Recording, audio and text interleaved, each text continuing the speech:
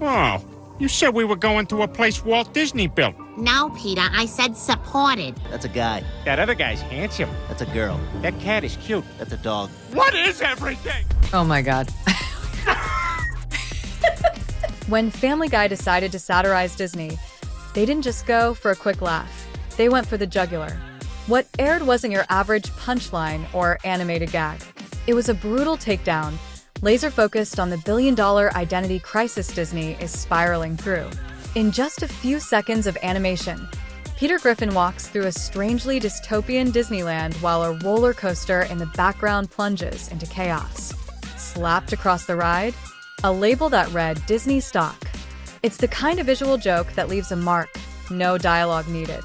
And it hit even harder because it reflected something many viewers already felt deep down, that the magic is fading and the studio's new direction is dragging it down. I saw Snow White today, and I was the only person in the theater. Weird. What makes this roast so powerful is that Family Guy never even mentions Rachel Zegler by name. And yet, her presence is felt in every frame. She's become the accidental mascot for a movement no one asked for, Disney's hypermodern reboot strategy, which seems more concerned with headlines than heart. Snow White was supposed to symbolize the future. Instead, it's become the cautionary tale. Also be having the greatest time and simultaneously wishing people would stop sending me death threats. The rebranding effort that cost Disney $250 million is now reduced to a background gag in a cartoon better known for fart jokes than film criticism. That's not just irony, it's a full-circle cultural collapse. And let's talk timing. This episode aired at the exact moment Disney was reeling from backlash, not just about Snow White, but about their entire slate of reboots. And if you disagree with this sentiment, just hit the unfollow button. I don't need your business. Viewers are tired of being told what to think or feel by studios more obsessed with message than magic. They want to escape into stories, not be lectured mid-scene. And when even a satire show like Family Guy becomes the mouthpiece for this discontent, that's when you know the cracks in the Disney fortress are no longer invisible. They're gaping, and they're being aired on primetime animation for everyone to laugh at and think about. Sometimes, one line in a show sticks not because it's funny, but because it's true. In Family Guy's episode, Peter Griffin is watching TV and begins his confused rant. That girl's hot, that's a guy. That other guy's handsome, that's a girl. That cat is cute, that's a dog, what is everything? It was meant to be a joke, but it quickly morphed into a viral meme. Why? Because it resonated. Deeply. It wasn't mocking people, it was capturing a widespread cultural feeling. The sensation that everything in media is being redefined so fast that the audience is being left behind without a roadmap. And in the middle of this cultural fog, people aren't laughing with Disney, they're laughing at it. This confusion isn't about gender identity alone. It's about the erosion of narrative clarity in modern media. Viewers feel like they're watching franchises mutate in real time, characters shift tones, worlds change messages, all while being told they should simply accept it. That line, "What is everything?" became a way for people to express their frustration with how chaotic and uncertain everything in media has started to feel. It echoed the sense that storytelling has taken a backseat to agenda setting, and nowhere is that more evident than Disney's recent output. And guess who the internet quietly plugged into that meme? Rachel Zegler. Not because she said the line, not because she was the target, but because her version of Snow White embodies exactly what people are frustrated with. The character they loved as a fairy tale symbol is suddenly reinvented without charm, without romance, and with a personality overhaul that felt like it came from a boardroom checklist. When a single sentence from a cartoon becomes a shorthand for your movie's failure to connect, it's not just mean. It's a warning shot from the audience. Where Family Guy lightly mocked Disney, South Park pulled no punches and no strings. In their Joining the Panderverse special, they didn't just target the media empire, they reverse-engineered it. At the center of the chaos, a satirical version of Kathleen Kennedy wielding a mystical artifact known as the Panderstone. Her mission? To insert as many diverse women into every franchise as possible, regardless of logic, tone, or character integrity. It was scathing, surreal, and more importantly, hilariously close to what many audiences believe is really happening behind Disney's closed doors. Eric Cartman finds himself trapped in a multiverse where every classic character has been replaced with a performative, self-righteous version of itself. It's not that these characters are women or diverse. It's that they've been drained of joy, depth, or authenticity and shoved into scripts to tick boxes. The whole episode plays like a fever dream, but the accuracy of its critique hit harder than anything Disney PR could have prepared for. The joke wasn't the diversity. The joke was the forced, formulaic, and often tone-deaf way it was being executed. This wasn't about one actress. It wasn't even about Rachel Zegler specifically. But again, her name is what keeps getting dragged into these cultural critiques. Why? Because Snow White wasn't just a reboot. It became a battleground. And in the eyes of many viewers, Zegler wasn't embodying a character. She was representing the Panderverse in real life. That's why even satire starts to look like prophecy. The moment satire reflects real frustration more accurately than studio marketing, it becomes dangerous. And that danger? It's aimed squarely at Disney's future. There's satire. And then there's George Lucas stepping on stage and casually dragging the Disney empire he sold his life's work to. During a panel discussion with Kathleen Kennedy sitting right there, Lucas made what sounded like a calm, intellectual observation, but it landed like a nuclear blast. He said that people in Hollywood think they're doing good when, in reality, they're being selfish, misguided, and creatively hollow. He didn't name names. He didn't have to. His target was clear. And the audience, Hollywood insiders, creatives, fans, they laughed. But not in the haha way. In the oh no, he really said that kind of way. Lucas warned about democracy turning into dictatorship through well-intentioned control. In context, it sounded like a warning about the industry's growing tendency to prioritize social currency over storytelling integrity. Coming from the man who created Star Wars, the crown jewel of the Disney buyout, that kind of criticism hits different. It's not a YouTube rant. It's not a Reddit thread. It's a living legend looking the system in the eye and saying, "You've lost the plot." And again, this loops back to Rachel Zegler, not because Lucas criticized her directly, but because Snow White became the latest symbol of that misguided approach. Zegler's interviews, her TikToks, even her responses to backlash, they've all fed the narrative that she's more of a spokesperson for a message than a lover of the material. It doesn't matter if it's fair. In the court of public opinion, perception is reality. And when George Lucas's words align with how the internet already sees the situation, it's not just embarrassing, it's career-threatening. Let's talk about unprecedented backlash, a film that hasn't shot a single scene already being hated online. That's what's happening with the live-action remake of Tangled. Disney reportedly wants to spend over $500 million on it, and insiders claim Rachel Zegler is attached to star as Rapunzel. Sounds like a fairy tale reboot, right? Wrong. The internet is already having a meltdown, and filming hasn't even begun. Why? Because audiences feel like they're about to get the Snow White treatment all over again. It's not about Zegler's talent. She can sing, she can act. But fans no longer trust Disney's creative direction. They feel like they're watching a beloved character get sacrificed on the altar of modern branding. Hashtags calling for recasting are trending. Entire TikTok accounts are dedicated to mocking the decision. People aren't just disappointed, they're angry, and they're warning the studio before another dime gets spent. And that tells you everything about how poisoned the well has become. Disney's last attempt to revive a classic, Snow White, is still bleeding money. And yet, instead of regrouping, they're doubling down with Tangled, a movie that was already expensive as an animated feature. Now, fans are seeing Zegler's name attached, and they're panicking. Not because they hate her, but because her face is now synonymous with corporate reboots that feel soulless.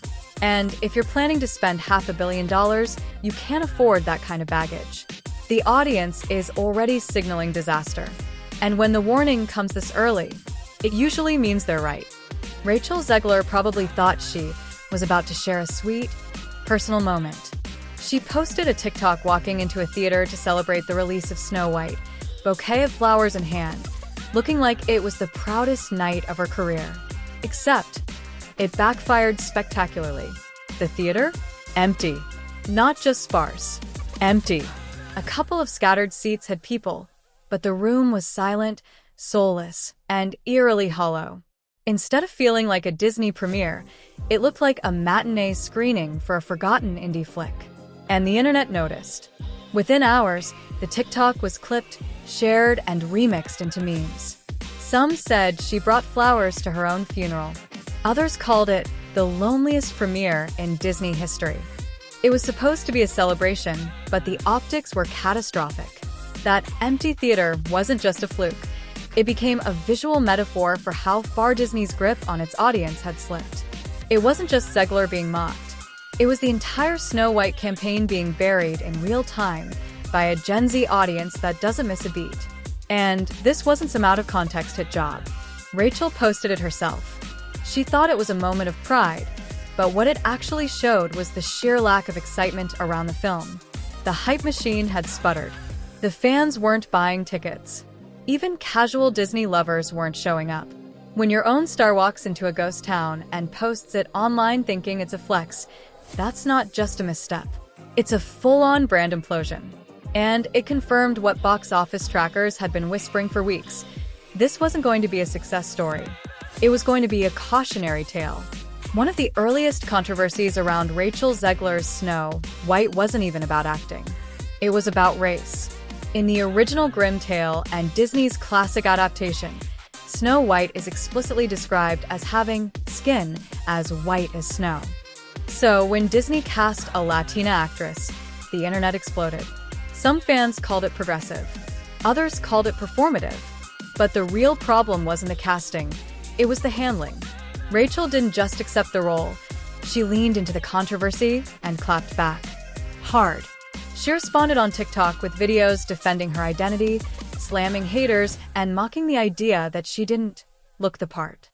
At one point, she even addressed accusations of using filters to appear lighter-skinned, calling herself an olive-toned queen, and doubling down on her right to be in the role.